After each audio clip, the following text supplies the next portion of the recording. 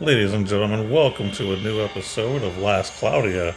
That's right, it is summertime in this world of Granzelia, and I'm happy to see the summer event. I always look forward to these, so we'll go ahead and talk about the new banner, and then, of course, at the end, we'll talk about, kind of how I feel about the event thus far and my first 5-star enhanced unit, so stay tuned.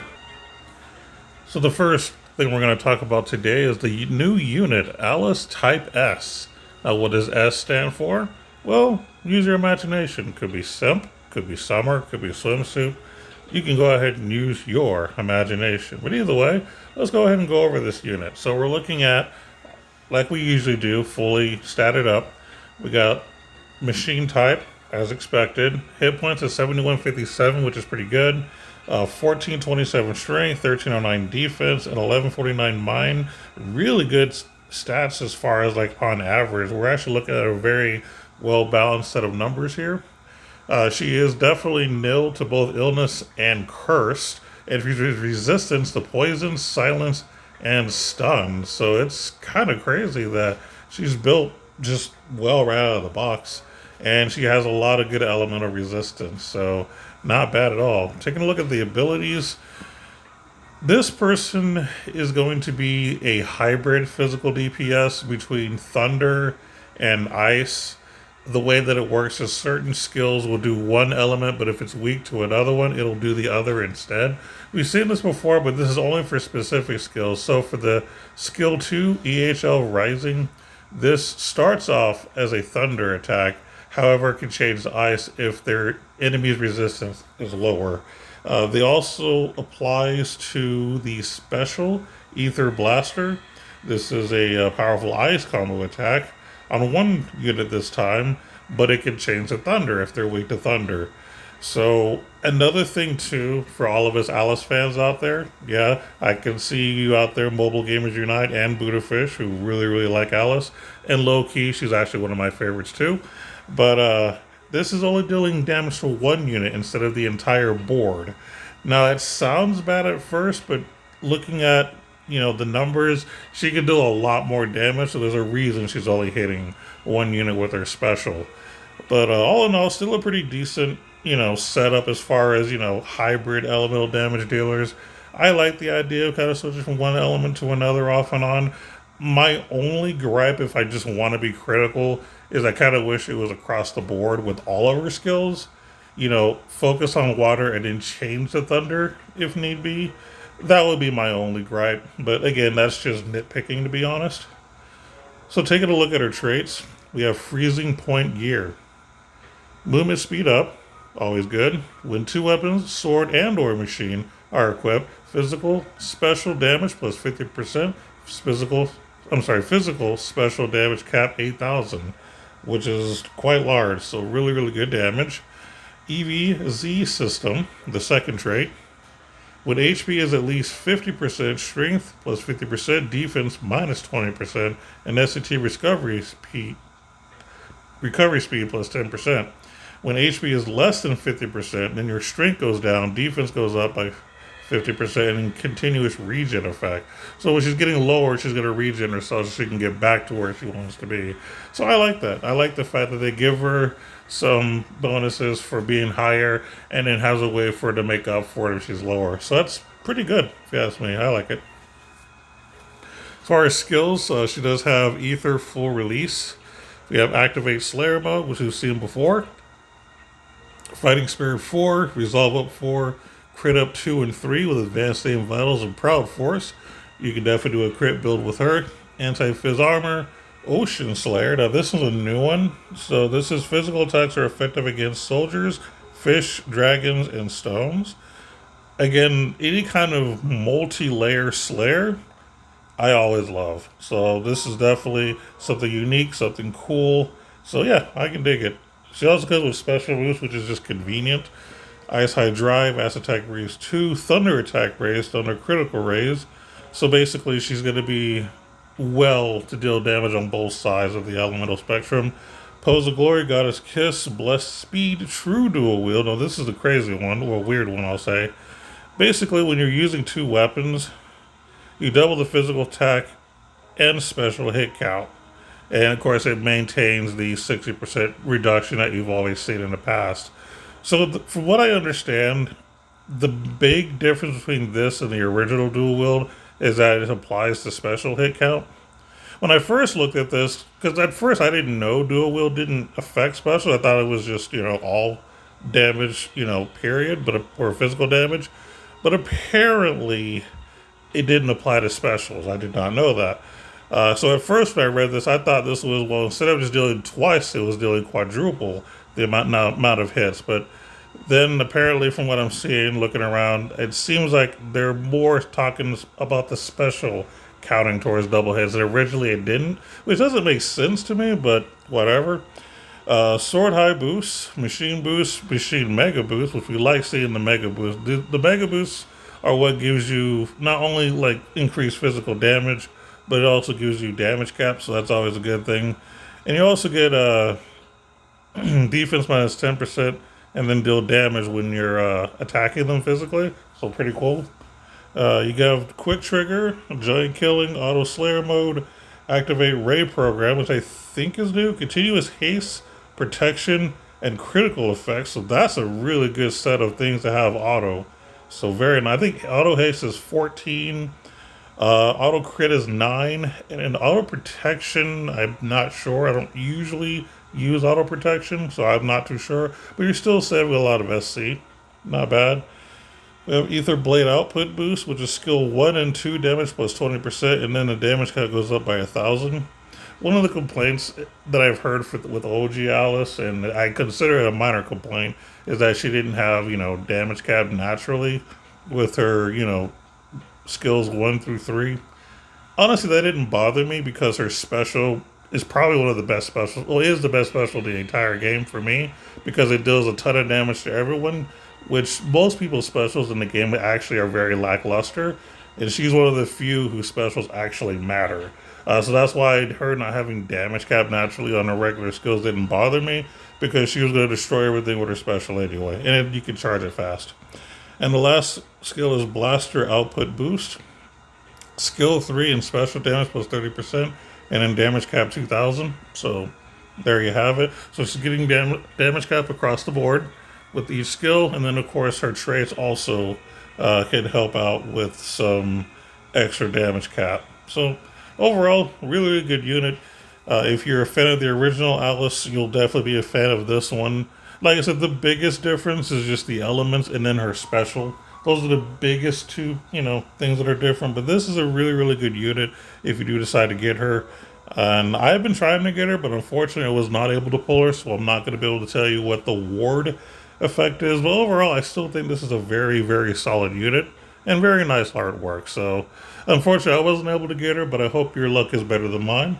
Let's go ahead and move on to the new arc that we have here, Paradise Rubel, as in the Rubel coastline. Now, this is an attribute that has the ability to have, for each ally unit of a different gender, physical magical damage taken minus 5%. So when it says of different genders, they have male, they have female, and I think they have other. Like, I think some of the monster units or maybe machines are considered genderless, so I'm assuming that's considered a third gender. I don't know. So kind of weird, but okay. So duration of buffs applied to unit by magic plus 20%, strength and intelligence plus 10% for each unit with this arc equipped. So that last line where it says basically a boost for each unit with this arc equipped, I think this is specifically talking about multiplayer. So if everybody in multiplayer has this arc equipped, then everybody is getting a much bigger boost because of it. So it's kind of interesting that they actually made an arc specifically for multiplayer in a certain sense. Like I said, it's more interesting. I guess the best thing about the attributes, probably the buff part about it, really. It's really hard to say. It's an okay thing. But let's take a look at the actual skills you can learn. We have Fast Metis, Ice Drive, which is really, really good. I like Ice Drive. We got Fish Shield. We got Summer Festival. This is Battlestar Autocast Aura and Recast.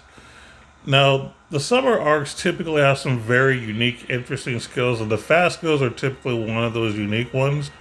And the being able to have auto cast and I'm sorry, auto R and recast at the start is pretty cool. Specifically the recast. That's something that there are some units that don't have it that need it or would be better with it. So I'm glad that we have something like this. And for 3SC, I think that's pretty good. We also have high vitality, which is nice, and then Oregon Ring. This is the switched version of the Thuma Ring. So it boosts magical attack damage based on strength. So basically, the higher strength is, the better your magic damage will be. So for any hybrid mage, this would be really really good for. I could see like G. Luciel, for example, being good at this, even though typically you use her for a different purpose. But this is just kind of an example. But there are many units that have basically similar stats when it comes to strength and intelligence. So a lot of those hybrid units would like to have that. And for anyone like myself who likes using mages, I think this is probably a small start in the right direction to make mages just a little bit better for you. So overall, I think it's decent. But let's take a look at the Arc Ether reward, the Pearl Float. So this is an accessory with 77 mind. When taking light physical, magical damage, chance to recover 50% of damage's HP. That's fine. But the important part is Battlestar Auto Cast Recast. So this will give you recast right at the start just as an accessory. So you don't really even need the arc to do that for you. Or any kind of skill to do that for you. You also get resistance to poison and curse with a 15 resistance to light. So that's pretty good overall. I think it's a decent accessory, specifically for the auto recast at the beginning. As far as the first part of it, nothing really to get too excited about. It's the second line about the recast, and then of course the resistances are pretty good too. So overall, this is a decent arc. Is it worth chasing? Hard to say. I mean, if you're gonna chase it, I would probably chase it for the Arc Ether reward because the actual accessory is pretty strong. So I would say that would probably be your biggest reason to chase it. But some of the skills itself are pretty good too. Like I said, Summer Festival, Ice Drive, and Oregon Ring. Those are probably the three skills that will be very interesting and decent for a lot of players. One thing that I do want to mention about the rewards for the paid part of these weapons or items in general is I actually like how they did the credentials for all three summer units on the same space rather than making it three separate, banners for it. I'm glad that I can go back and pick up something for, say, Nocturne Tinkeely if I didn't pick something up, which is actually what I ended up doing. I actually already bought the staff for Tinkeely, and I'm probably going to buy the star sunglasses, but that's not what we're here to talk about. We're going to go ahead and talk about the new units items, starting with the Ether Blade Type S for the new Alice. So this is a sword of the Thunder attribute, strength 181, defense 21, mind 10, thunder attack damage plus 15%, thunder attack damage cap 2000, and continuous brave effect. So this is just a good all-around weapon. You're getting basically damage cap with a physical boost or elemental boost plus brave and some decent stats to boot. This is really just a total package, a really, really good weapon. I got nothing bad to say about this. Now you also have the Type S Model B. This is an accessory that you can get for Alice. This gives you strength 25, MP 50, defense 25, ice attack damage plus 10%, chance for special to deal critical damage, and continuous speed effect. This also gives you resistance to stun, which is important. So overall, this is actually pretty decent too. Like I said, you get a little bit of offense, the a little bit of ice, damage. Being able to get a continuous speed effect is always nice. But if you were to budget and only pick one of these items, I can easily say that the sword is the better item, like by a landslide. There is no debate that the sword is much better. So if you're on a budget and you just want to get one of these two items, 100% I say get the sword. It's just going to be better for you all around. Damage cap, just added damage, and not to mention, decent boost, and then of course continuous brave. You're pretty much solid. Just get the sword. Now, if you're gonna get both, that's fine. But this is more for the budget player. I'm not gonna go over the stuff for the other two units because mainly we're talking about one unit today. But just know that if you do have the other two summer units, and let's say you want to go back and pick up one of those other items, it's definitely right here for you to pick up. So feel free to do so. Something I do want to say about this particular event is that I actually like it overall. This is actually one of those events that's just better to have all around. And I'll kind of give you a few reasons. One, we are getting some story, which is nice. I've already seen some good stuff with Alice. I believe Eliza is part of the story as well, so that's cool to see. A little bit of more backstory is always good for your game. The Ether coin box is fantastic. You actually have the ability to potentially get mega clusters, which is really, really nice. I didn't think they were actually going to include mega clusters, but they do starting on step 2. And you can also pick up some extra tickets for the Red Hot Gotcha. Absolutely. So, feel free to just, take advantage of repeating the event over and over to continue to get these rewards. It's a very, very good way to get some of the stuff you need for free. And if you click on the all steps, you can see what every step gives you. Step 5 doesn't really give you anything super crazy. It's just going to be a repeat of all of these, other items over and over. But the other thing, as far as rewards, is that it's good, is that you also get mission rewards as well. I've already retrieved most of these, so I'm just gonna say, there we go.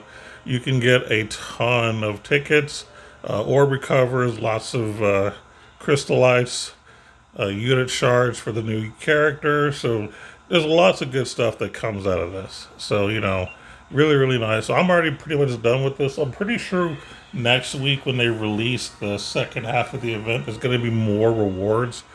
That's my assumption. So look forward to that. Just because you've gotten all of these doesn't necessarily mean you need to stop. I'd say just keep playing because you're going to get more point rewards. And plus, you want to make sure you finish this stuff too. But overall, this is actually a pretty nice event. I'm actually happy with what they did here. Really, really good. Oh, and don't forget to do your bonus challenges. You can do them 3 times a day. You can get a lot of experience, a lot of coins for your, spins. So definitely take advantage of doing that 3 times every day. And that's going to be pretty much it. It's not difficult, to be honest. The last thing that I want to mention is I have finally made my first 5-star enhanced character. I know most people have been basically doing Loxaeus. I decided to be different and just use some of my favorite characters rather than just meta. And Nocturne Tinkeely is actually one of my favorite units. I've also unlocked all of her abilities. I pretty much just saved up resources to make sure I had enough for everything. So I got it all done today, so really, really nice. Now, they didn't give her any new, ability nodes as far as, new stuff to learn. This is just basically stuff that she already has, but just made better and increased stats. That's the main thing she's getting. She also got some damage cap, stuff like that. But all around, this is one of my favorite units in the game. I actually like casters, which I know most people are in the physical DPS. I actually like mages more, just because that's just my style of play. I like debuffers. Don't like people that can do, some magic stuff. So it's pretty cool. Like I said, one of my favorite units, my favorite debuffer in the entire game, and that's why I basically decided to do her first. And as far as the second unit I'm going to do, believe it or not, I'm thinking about Davin.